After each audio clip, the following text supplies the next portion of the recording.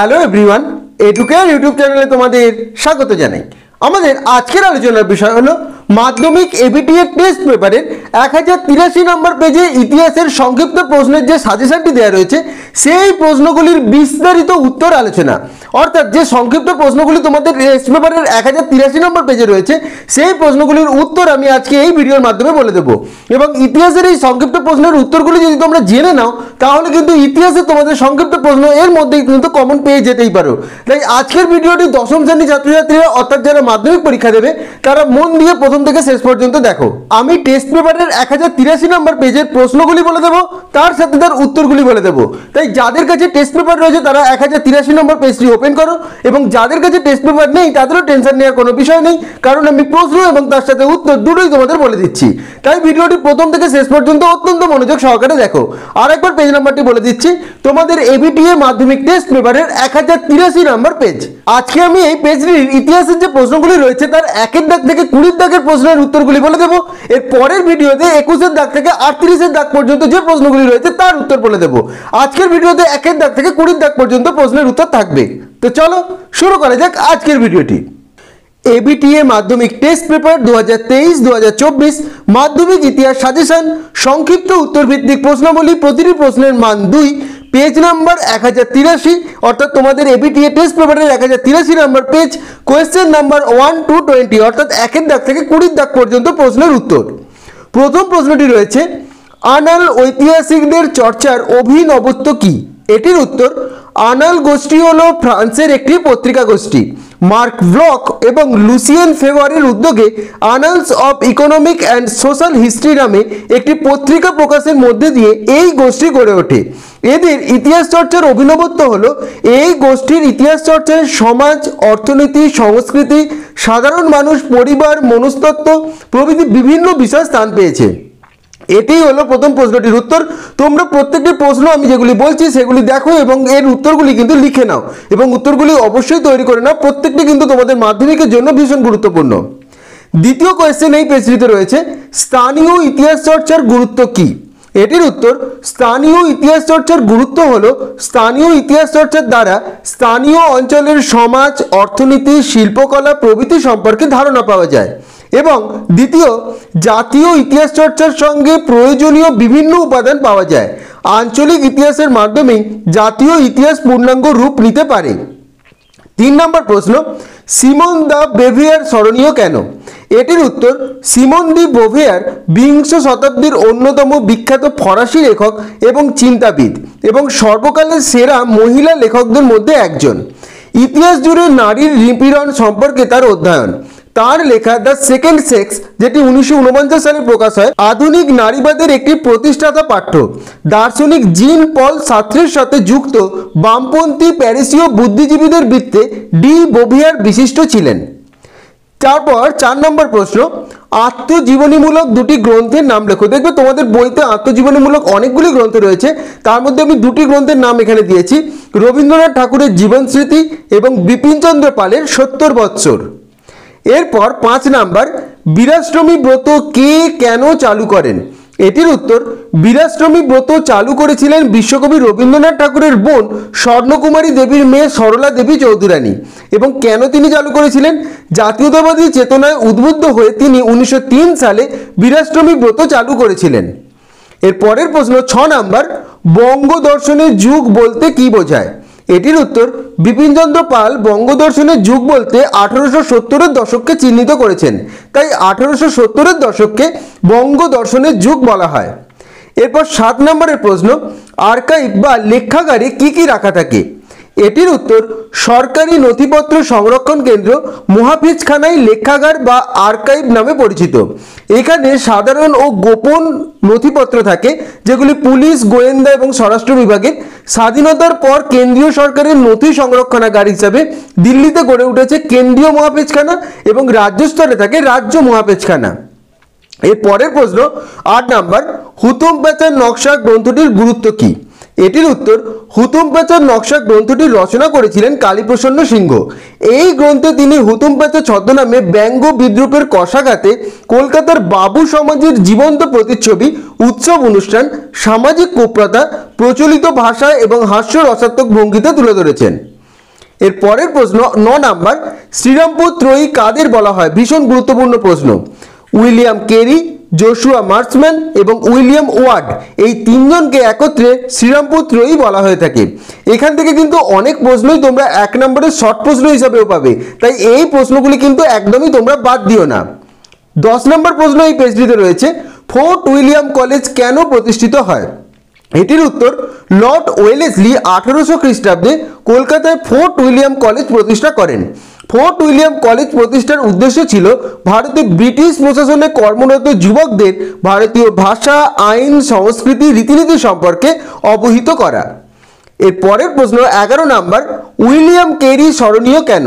এটির উত্তর, William Carey ছিলেন শ্রীরামপুরের একজন খ্রিস্টান মিশনারি।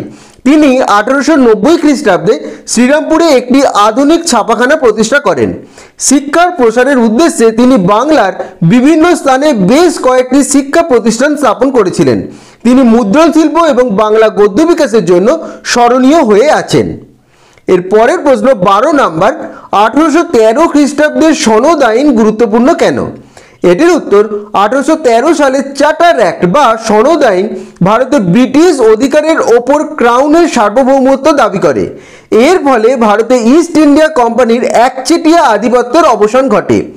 এই আইনটি স্থানীয় সরকারগুলিকে সুপ্রিম কোর্টের এখতিয়ারের সাপেক্ষে জনগণের ওপর কর আরোপের ক্ষমতাও দিয়েছে। পরের প্রশ্ন 13 নাম্বার, মধুসূদন গুপ্ত স্মরণীয় কেন? এটির উত্তর, মধুসূদন গুপ্ত ছিলেন কলকাতা মেডিকেল কলেজের একজন ছাত্র।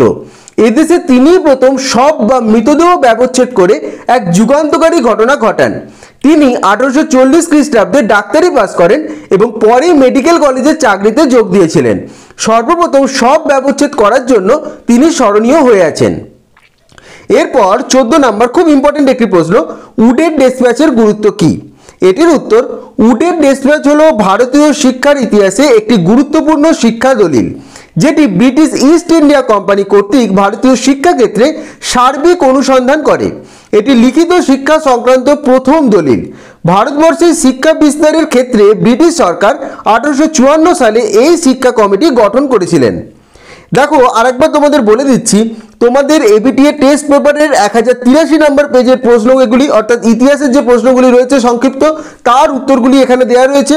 তোমরা কিন্তু তোমাদের যাদের কাছে টেস্ট পেপার রয়েছে বইটি ওপেন করো এবং প্রশ্নগুলির সাথে উত্তরগুলি তোমরা মিলিয়ে নাও। যাদের টেস্ট পেপার নেই তাদেরও টেনশনের কোনো কারণ নেই, কারণ আমি প্রশ্ন উত্তর দুটোই তোমাদের বলে দিচ্ছি। তোমরা কিন্তু এই প্রশ্নগুলির মধ্যে কোনো প্রশ্ন কিন্তু বাদ দিও না, প্রত্যেকটি তোমাদের কিন্তু মাধ্যমিক পরীক্ষার জন্য ভীষণ গুরুত্বপূর্ণ। এরপর 15 নাম্বার, ইয়ং বেঙ্গল কাদের বলা হয়? এটির উত্তর, 19 শতকের প্রথমার্ধে হেনরি লুই ভিভিয়ান ডিরোজিওর নেতৃত্বে তার অনুগামী একদল যুবক বাংলার সমাজ সংস্কারের উদ্দেশ্যে এক চরমপন্থী আন্দোলনের সূচনা করেন। ডিরোজিও ও তার অনুগামী এইসব ছাত্রমণ্ডলী নব্যবঙ্গ গোষ্ঠী বা ইয়ং বেঙ্গল নামে পরিচিত। পরের প্রশ্ন 16 নাম্বার, 3 আইন বলতে কি বোঝো? এটির উত্তর, কেশবচন্দ্র সেনের নেতৃত্বে ব্রাহ্ম আন্দোলনের প্রভাবে ব্রিটিশ সরকার 1872 সালে একটি বিবাহ সংক্রান্ত আইন পাস করে। একটি কি বাল্যবিবাহ, অপরটি বহুবিবাহ, এই দুটিকে নিষিদ্ধ করেছিল এবং অসবর্ণ বিবাহকে স্বীকৃতি দিয়েছিল। এই 3টি আইন নামে পরিচিত, অর্থাৎ এগুলিই হলো 3 আইন। 17 নম্বর প্রশ্ন, লালন ফকির স্মরণীয় কেন? এটির উত্তর, লালন ফকির ছিলেন বাউল সাধনার একজন সাধক গুরু এবং বাউল গানের প্রবর্তক। বর্তমান বাংলাদেশের কুষ্টিয়া রেল স্টেশন থেকে মাত্র 2 কিলোমিটার দূরে তিনি লালন আখড়া নামে একটি প্রতিষ্ঠান গড়ে তুলেছিলেন। তিনি প্রায় 10,000 বাউল গান রচনা করেছিলেন, যেগুলি বাংলা সংস্কৃতিতে সমন্বয়ী সংস্কৃতির একটি প্রতীক, তাই তিনি স্মরণীয়।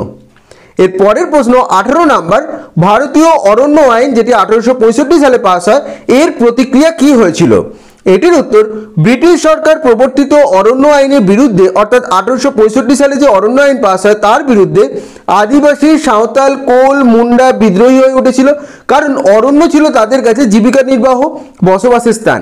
এছাড়া অরণ্য ছিল অবাধ বিচরণের জায়গা।